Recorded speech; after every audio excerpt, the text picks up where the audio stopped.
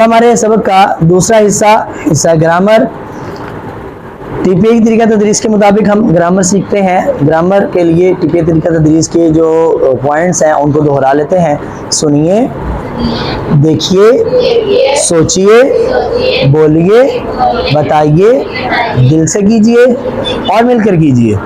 जी, तो हुरूफ जर के बारे में 4 अहम बातें सीखेंगे। हुरूफ जर ये हैं, हमने एक लेसन में ली, ला या ली, मिन और अन सीखा था। दूसरे में हमने बी, फी और आला सीखा था। इला भी सीखा है, हमने सीखा है तरफ। तो मा और इंदा भी हमने सीख लिया। इला, मा और इंदा ये एक सबक में हमने सीखा। तो ये हुरूफ हैं, मगर ये जो दो है ना, मा और इंदा, ये हुरूफ जर नहीं है। ये दोनों हुरूफ जर, ये हुरूफ जर तो हैं। हुरूफ जर क्या होता है? प्रेपोजिशंस। आपने टेंसेस किए हैं। जर क्या होती है? प्रपोजिशन होती है। प्रपोजिशन समझ में आती है ना आपको? सेंटेंसेस बनाने के लिए इंग्लिश ग्रामर में प्रपोजिशंस किए हैं आपने, तो ये प्रपोजिशंस ही हैं। अगर आपको वो आती है तो फिर आपको इसकी भी आसानी से समझ आ जाएगी। ठीक है, कि प्रपोजिशन क्या काम करती है, कैसे काम करती है। तो हर जुबान का हर्फ जर यानी हर जुबान में प्रपोजिशन अलग होती है। मिसाल के तौर पे आमन्तु बिल्लाही, अब इसमें बा का माना क्या है? साथ। अब आमन्तु बिल्लाह यहाँ पे अरबी में है मैं ईमान लाया अल्लाह पर। हालांकि पर के लिए क्या आता है? आमन्तु अला अल्लाह आता है। यहाँ पे क्या आता है? आमन्तु, लेकिन यहाँ पे आया आमन्तु बिल्लाही। प्रपोजिशन चेंज हुई है ना। जुबान हर, मैंने कहा हर जुबान की प्रपोजिशन अलग होती है। अब इसकी ट्रांसलेशन समझें। मैं अल्लाह पर ईमान लाया। अगर मैं अल्लाह पर ईमान लाया की मैं इंग्लिश में प्रपोजिशन देखता हूं तो बी के साथ आई है। इंग्लिश में देखता हूं तो आई बिलीव इन अल्लाह। इन का माना अरबी में क्या है? में। मैं अल्लाह में ईमान लाया, यानी कि ये बात मैं आपको समझा रहा हूं, इस बात को समझें। हर जुबान का हर्फ जर यानी कि प्रपोजिशन अलग होती है। हम सेम प्रपोजिशन हर जगह पे नहीं लगा सकते। हम सेम प्रपोजिशन हर जुबान में नहीं लगा सकते। हर जुबान की प्रपोजिशन, हालांकि इसकी ट्रांसलेशन सेंटेंस की बनाए तो वो वही बनती है, मैं अल्लाह पर ईमान लाया। ऐसे ही है ना, I believe in Allah. I believe on Allah तो नहीं हम लिखते, ऐसे जुमला तो नहीं ना होता कि आई बिलीव ऑन अल्लाह, मैं अल्लाह पर। ठीक है, इसका आई बिलीव इन अल्लाह ही हम कहते हैं। तो ये प्रपोजिशन है, इसको आप समझे। जब ईमान लाने की बात हो तो अरबी में बा आता है, अंग्रेजी में इन और उर्दू में पर होगा। बस हमने काम को देखना है कि काम क्या है, बात क्या हो रही है, और तो हरफ जर हमें खुद ब खुद समझ में आ जाएगा। सही है, काम क्या हो रहा है, जुमले के सियाको सबाक क्या है, तो हमें प्रपोजिशन की, जुमले की खुद ब खुद समझ आ जाएगी। सही है, बात समझ में आई? कि हम बाज़ दफ़ा कंफ्यूज हो जाते हैं कि यहाँ पे ये इसके डिफरेंट मीनिंग्स होते हैं, यहाँ पे ये आ रहा है, यहाँ पे ये आ रहा है, तो ये कैसे? ठीक है, हमने काम को देखना है कि काम क्या है, सियाको सबाक क्या है, तो प्रपोजिशन का माना उसके एतबार से हो जाएगा। मतलब यहाँ पे आमन्तु बिल्लाही, बी का माना साथ है ना, तो हम यहाँ पे माना लेते हैं कि अल्लाह पर ईमान लाया। हमने ईमान की बात की और अल्लाह की बात की, तो ईमान किसी पर लाया जाता है, ऐसे ही है। तो हमें प्रपोजिशन का खुद ही समझ में आ गया कि यहाँ पे इससे मुराद क्या है? पर। यहाँ पे बी से मुराद साथ नहीं है, पर है। समझ रहे बात को? यहाँ पे देखिए ना, हमें पता है कि इसका माना इन होता है, लेकिन बिलीव की बात हो रही है तो बिलीव यकीन में, किसी में नहीं होता, किसी पर होता है। काम देखना है हमने, बिलीव है, यकीन है, यहाँ पे ईमान है। सही है जी, काम देखना है कि काम क्या है, प्रपोजिशन की समझ खुद ही आ जाएगी, उसकी अंडरस्टैंडिंग खुद ही हो जाएगी कि यहाँ पे इससे माना या मुराद या मफ़हूम क्या आएगा। तो जैसे इग़फ़िर ली, अच्छा होता क्या है? पहली बात आपने समझ ली है कि हर जुबान का हर्फ जर अलग होता है। मैंने कहा 4 अहम बातें हमने सीखनी है। तो पहली बात, हर जुबान का हर्फ जर। अच्छा, कभी हर्फ जर अरबी में होता है मगर दूसरी जुबान में नहीं होता। अरबी में होता है, दूसरी जुबान में, जैसे इग़फ़िर ली अरबी में है ना, ठीक है, कि बाज दफा ऐसे होता है कि अरबी में प्रपोजिशन यूज हो रही होती है लेकिन दूसरी लैंग्वेज में प्रपोजिशन की जरूरत ही नहीं होती, बगैर प्रपोजिशन के माना समझ में आ जाता है। ठीक है, और कभी ये होता है कि अरबी में नहीं होती लेकिन अदर लैंग्वेज में प्रपोजिशन लगाए बगैर माना समझ में नहीं आता।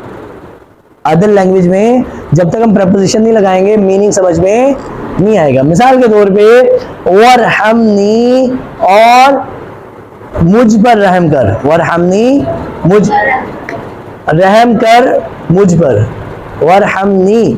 अब यहाँ पे बा फा ली मिन अन कुछ है यहाँ पे? हाँ जी, नहीं ना है, प्रपोजिशन तो नहीं यूज हो रही इस जुमले में, कहीं पे प्रपोजिशन आई नहीं आई, लेकिन यहाँ पे प्रपोजिशन लगानी पड़ी पर, और यहाँ पे ऑन प्रपोजिशन लगानी पड़ी। अदर लैंग्वेज में अगर हम प्रपोजिशन नहीं लगाते, रहम कर मुझ, समझ, जुमला अधूरा रह गया, जुमला पूरा सेंटेंस कंप्लीट ही नहीं हुआ, बात ही नहीं समझ में आई। पर लगाने से बात समझ में आ गई। एंड हैव मर्सी मी, जुमला कंप्लीट ही नहीं हुआ जब तक ऑन नहीं लगाएंगे। अरबी में प्रपोजिशन नहीं लगी है, आई नहीं है, प्रपोजिशन का कोई हर्फ ही नहीं है कोई प्रपोजिशन का हर्फ नहीं है ना, जो हमने प्रपोजिशन अभी पीछे सीखी।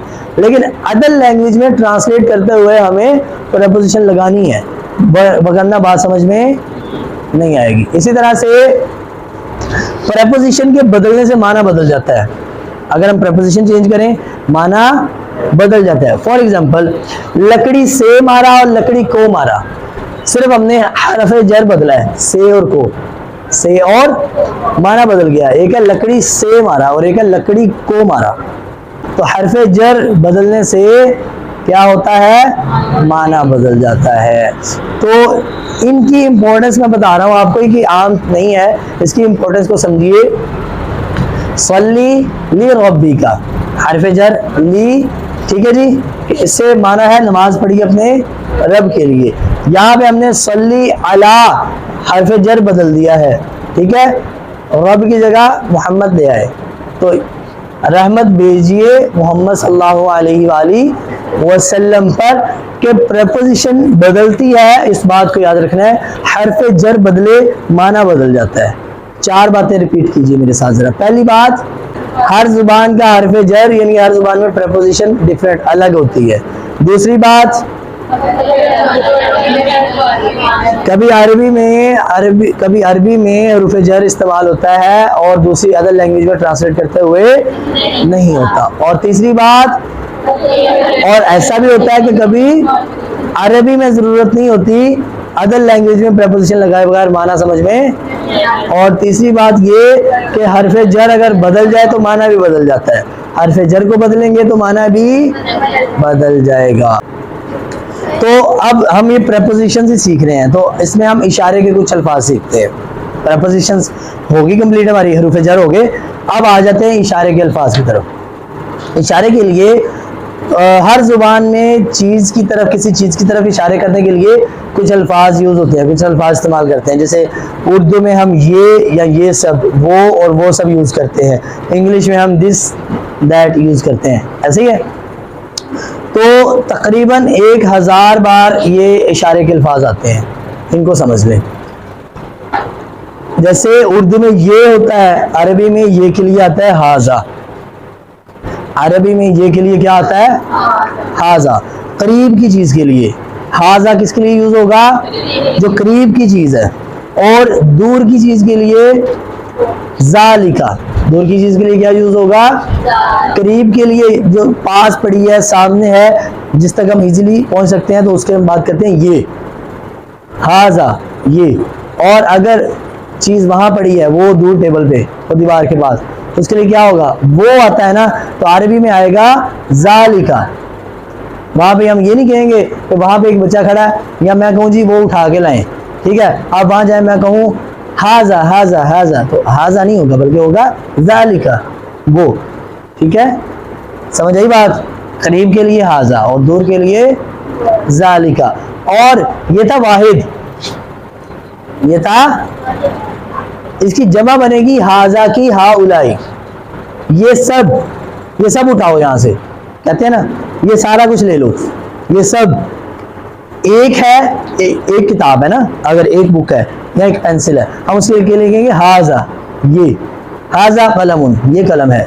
लेकिन अगर यहाँ पे बहुत सारी पेंसिलें बिखरी पड़ी हैं या बहुत सारी किताबें हैं, ठीक है जी, तो क्या क्या क्या होगा, हा उलाई, फिर हाजा नहीं लगेगा, फिर क्या आ जाएगा, हा उलाई, ठीक है। और अगर ऐसे ही दूर एक की बात हमने करनी है तो हम कहेंगे जालिका, और अगर ज्यादा है, ठीक है जी, तो फिर क्या होगा, उलाइका। इसी तरह से अल्लाह ताला इरशाद फरमाते हैं उलाइका अला, वो लोग जो, क्योंकि वो ज्यादा लोगों की बात हो रही है, सही है, समझ आई बात। हाजा ये, हा उलाई ये सब, जालिका वो, और उलाइका अब इनका इस्तेमाल करते हैं, हाजा जालिका हा उलाई और उलाइका, इनका इस्तेमाल करके हम कुछ अरबी बोलचाल के जुमले बनाते हैं, कुछ सीखे बनाते हैं, ठीक है, कुछ क्वेश्चन आंसर करते हैं।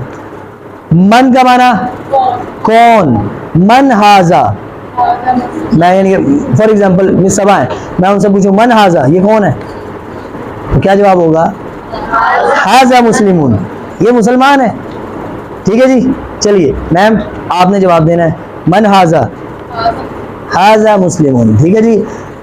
और मन हाउलाई, ये सारे कौन है, तो हाउलाई मुस्लिमून, ये सारे मुसलमान हैं। अच्छा ऐसे ही मन जालिका, वो कौन है, तो जवाब हुआ वो मुसलमान है। और इसी तरह से मैं कहूंगा उलाइका, मन उलाइका, वो सारे कौन है, उलाइकल, उलाइका मुस्लिमूना, उलाइका मुस्लिमूना, वो सारे मुसलमान हैं। आसानी से समझ आई जुमले की। चलिए एक दफा फिर से, मन हाजा, मन हाउलाई जी, मन जालिका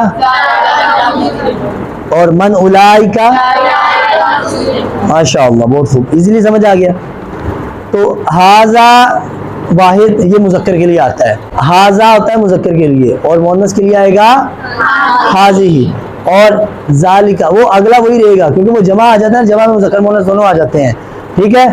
क्या हा उलाई वैसे ही रहेगा और उलाई का वैसे ही रहेगा, उसमें नहीं चेंज होगा, वाहिद में चेंज होगा। वाहिद में हाजा की जगह हाज़िही आता है ना कुरान पाक में, जालिका की जगह तिल का आता है, तिल का रसूल फज़्ज़लना बादहुम अला बा, ठीक है जी। तो तिल का, जालिका की मुअन्नस क्या आएगी, तिल का, हाजा तिल का, ये सॉरी हाज़िही और तिल का। मैंने कहा था ये जो हमने सीखे हैं ये चार, ये कम बेश तकरीबन 1000 बार आते हैं। ये कितनी बार आते हैं, और जो है हाज़िही और तिल का ये 83 टाइम्स आते हैं कुरान पाक में। ये दोनों, ये कुरान पाक में कितनी दफा आते हैं, 88 88 मरतबा इस्तेमाल होते हैं। अपने आज के सबक के तीसरे हिस्से यानी नुकात तालीमी शौक़ की तरफ बढ़ते हैं। तो सीखने के 7 अहम तरीके हैं, और नुकात तालीम में TPI को थोड़ा सा एक्सप्लोर किया गया है कि हम सुनकर सीखते हैं। ये मैं पहले बयान कर चुका हूँ ना कि TPI में सुनने का क्या है, आवाज़, नगमा, किरात, हम इसी तरह से सुन के सीखते हैं ना इन चीज़ों को। देखकर कुछ चीज़ों को सीखते हैं हम, किसी तस्वीर को, किसी मॉडल, किसी वीडियो को, माहौल को देख के सीखते हैं, ऐसे ही इन्वायरमेंट को देख के सीखते हैं। बोलकर, कुछ चीज़ें बोलकर या हम लिख कर सीखते हैं। और छू कर, कुछ चीज़ें ऐसी होती हैं जिनको हम टच करके, छू के महसूस करते हैं कि ठंडी है कि गर्म है, हमें छू के पता चलता है, गीली है या खुश्क है, हमें छू के पता चलता है, ऐसे ही है जी। और मंतकी तौर पे यानी कि सोच कर, उसके असबाब से हम चीज़ों को सीखते हैं। और मिलकर, लोगों के साथ क्लास में हम इकट्ठे मिलकर सीखते हैं, या अकेले में खुद से पढ़कर। ये वो मेथड्स हैं, सीखने के 7 अहम मेथड्स हैं। इन 7 अहम मेथड्स को यूज़ करके हम सीख रहे होते हैं चीज़ों को। ये इसका आप इस तरह से एक चार्ट बना सकते हैं अपने स्कूल में बच्चों के लिए लगाने के लिए, जैसे भी, ठीक है, कि इसमें देखें, सुनकर, देखकर, बोलकर, छूकर, मंतकी अंदाज में, मिलकर, अकेले में। ये तरीके हैं सीखने के 7 अहम तरीके हैं, ठीक है जी। यहाँ पे ये है कि हर अंदाज के लिए दिमाग का एक हिस्सा मखसूस है, दिमाग का एक हिस्सा काम करता है। सारा दिमाग हमने अपना इस्तेमाल करना है कुरान पाक को सीखने के लिए, कि हमने ये सारी तरीके जो 7 मेथड्स हैं, इन 7 मेथड्स को यूज़ कीजिए। और हर एक का अपना अंदाज होता है, हर एक का अपना अपना अलग स्टाइल अंदाज होता है। तो तवज्जो आपने अपने अंदाज पर देनी है कि आपका स्टाइल कौन सा है। मिसाल के तौर पे जैसे सर का अंदाज था, वो फ़ौरन से मोबाइल पे नोट्स बनाने लग गए थे, उनका सीखने का अंदाज था। मेरा सीखने का अंदाज मुख्तलिफ है, आपका सीखने का अंदाज है। ये 7 आम तरीके हैं, इनमें से आपका स्टाइल कौन सा है, आप किस स्टाइल किस तरीके से ज़्यादा बेहतर सीखते हैं। ठीक है जी। कुछ लोग होते हैं वो खुद पढ़ते हैं और फिर उसको रिपीट करते हैं, उसको दोहराते हैं बार बार और इससे वो याद करते हैं। कुछ लोग जो है वो देख कर, कुछ लोग जो है वो मंतकी अंदाज में उसको सोच करके इसकी लॉजिक क्या है, कैसे हुआ होगा। ठीक है जी। हर एक का स्टाइल डिफरेंट होता है, आपने अपने स्टाइल को इसमें से समझना है और उस पर आपने सीखने की कुरान पाक को कोशिश करनी है। तो ये आज की नई बात थी कि सीखने के 7 अहम तरीके हम समझिए कौन से हैं। सबक का इख्तिताम करते हैं अल्हम्दुलिल्लाह। सबक नंबर 8 के इख्तिताम पर हमने 93 वर्ड्स सीख लिए हैं। ये 93 वर्ड्स कुरान पाक में 27,536 मरतबा रिपीट होते हैं। अल्लाह ताला से दुआ है कि वो हमें कुरान को पढ़ने, पढ़कर इसको समझकर इस पर गौर करने और गौर करने के बाद इसे याद करने और फिर इस पर अमल करने और इसे दूसरों तक पहुँचाने फैलाने की तौफीक अता फरमाए। सुब्हानल्लाहि व बिहम्दिही सुब्हानकल्लाहुम्मा व बिहम्दिका नशहदु अल्ला इलाहा इल्ला अंता नस्तगफिरुका व नतूबु इलैक।